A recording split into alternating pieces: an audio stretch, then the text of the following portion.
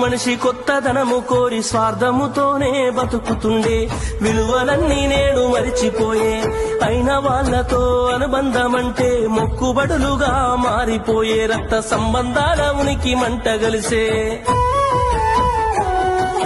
ఒకటే ఊరిలో ఉంటున్నా ఏడాదికోసారి కలుసుడాయే, ధనవంతులుగా కొంత మారిపోతే నిరుపేద బంధువుల మరిసిపోయే.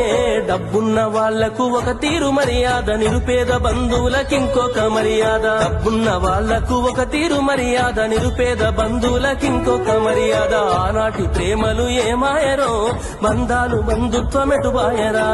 ఆనాటి ప్రేమలు ఏమాయరో, బంధాలు బంధుత్వమెటుబాయరా.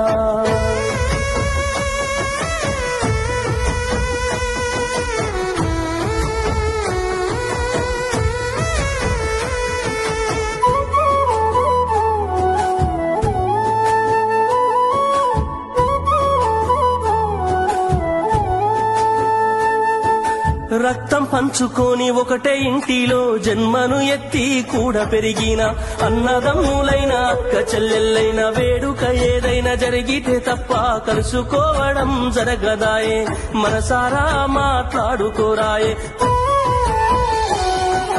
భోజనాలకు గంట ముందు వచ్చి పని ఏదో ఉందన్న సాకుతోటి మొక్కుబడిగా భోజనం అయిన వెంటనే ఉంటామంటూ వెళ్లిపోవుడాయే. కన తల్లిదండ్రులను పలకరించే తీరిక లేని సంపాదనాయే, కన తల్లిదండ్రులను పలకరించే తీరిక లేని సంపాదనాయే. ఆనాటి ప్రేమలు ఏమాయరో, బంధాలు బంధుత్వమెటుబాయరా. డబ్బు బంధాలే మిగిలేనురో, మనుషులే దూరమయ్యేనురా.